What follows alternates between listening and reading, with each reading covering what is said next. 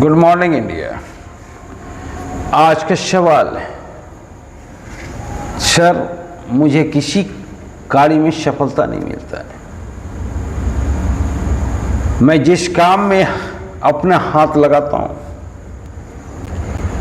वही कार्य लॉस में चला जाता है। मैं क्या करूं? मैं समझ सकता हूं आपकी प्रॉब्लम। ये होता है, और जब ये होता है तो जीवन कठिन पथ पे चल जाता है और 75% आदमी झेल नहीं पाता है, अपने आप को शार्प कर देता है, सुसाइड कर लेता है। 100 में से 2-3 आदमी का ऐसा जीवन होता है। पर इस परिस्थिति से भी निकला जा सकता है अगर हम में लड़ने का जुनून हो तो। ढेर सारे हमारे यहाँ आर्टिस्ट हुए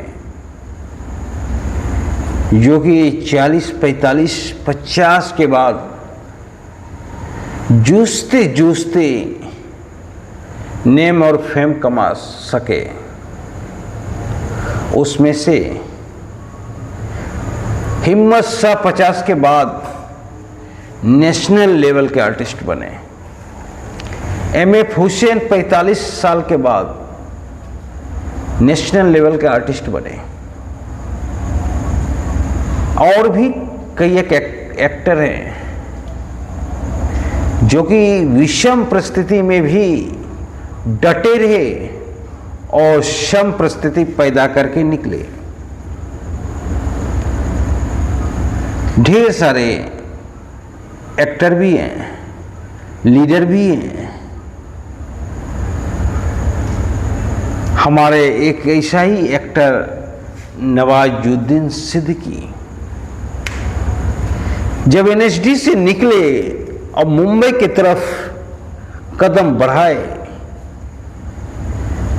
तो उनसे एक ही सवाल होता था ऑडिशन के दौरान कि अपना शक्ल देखे हो, तुम हीरो बनोगे।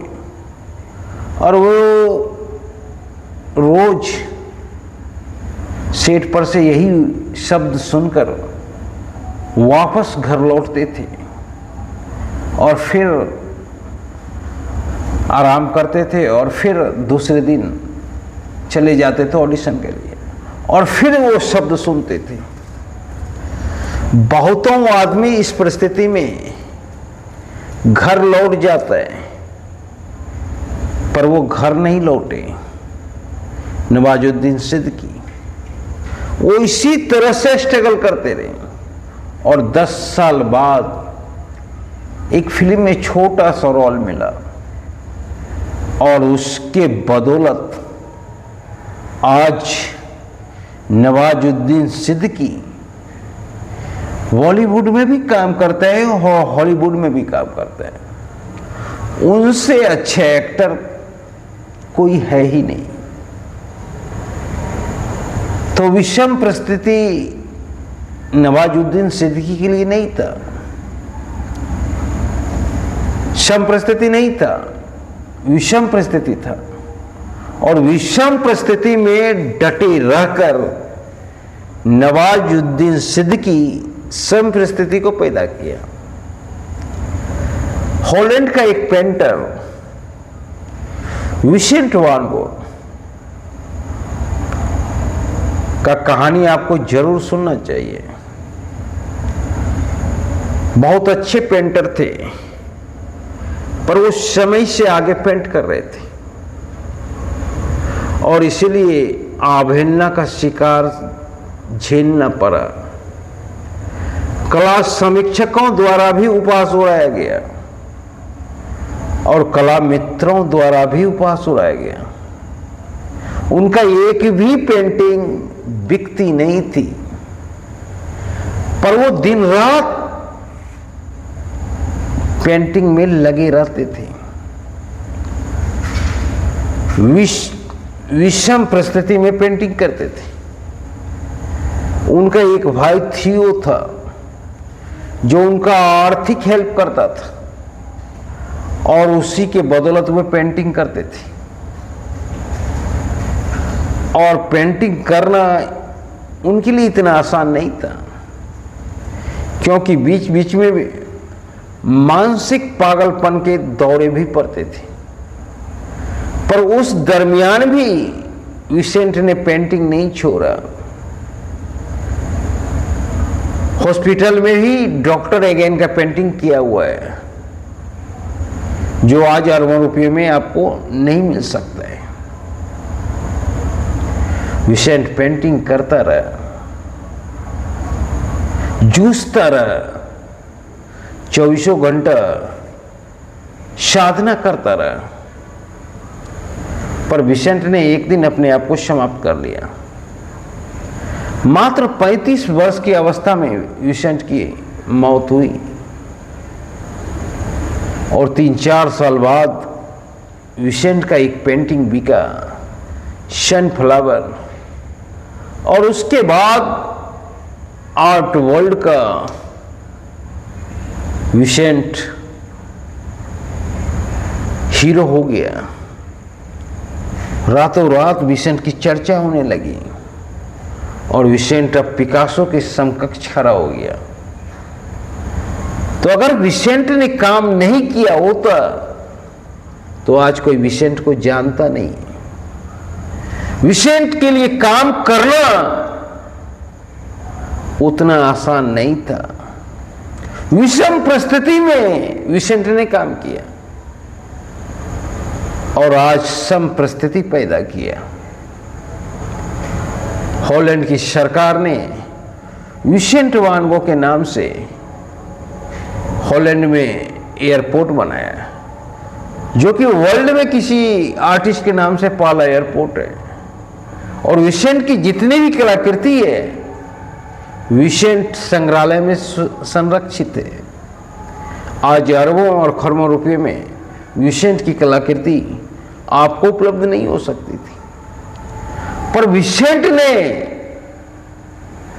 कम समय में बहुत बड़ा काम किया। 700 के लगभग ऑयल पेंटिंग बनाए। सोचो, विसेंट के लिए इतना आसान नहीं था जिंदगी। तो कब आपको क्या मिलेगा ये आप तय नहीं कर सकते। आप सिर्फ काम कर सकते हो और देने वाला ऊपर वाला है। ये आपके हाथ में है ही नहीं। आपके हाथ में सिर्फ कर्म है, तो आप कर्म करते जाओ, मिले या ना मिले, रात दिन साधना करते जाओ, पागलपन की तरह डूबे रहो अपने काम में, तब एक न एक दिन मिलेगा। अगर डटे रहोगे तो विषम परिस्थिति भी सम परिस्थिति बनेगा।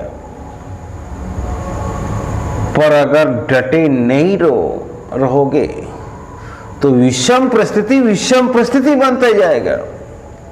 विषम परिस्थिति को सम परिस्थिति बनाने के लिए आपको डटे रहना होगा, रात दिन जूझते रहना होगा अपने कार्यों में।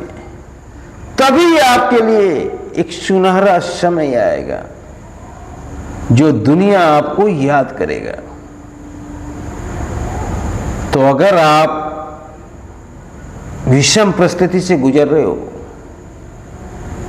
तो जूझते रहो, अपने कार्य में लगे रहो, एक न एक दिन सफलता मिलेगा। कार्य मत छोड़ो। आपको वही कार्य जो आप करते हो वही आपके लिए संपरिस्थिति पैदा कर सकता है, कोई और नहीं कर सकता है। अगर आप अपना कार्य छोड़ दोगे विषम परिस्थिति में, तो आप विषम परिस्थिति में डूबते जाओगे और एक न एक दिन आपका द हो जाएगा। अगर आप उससे निकलना चाहते हो तो अपने आप को समर्पण कर दो, रात दिन एक कर दो, तभी जाके आपके लिए सम परिस्थिति पैदा होगा। जय हिंद।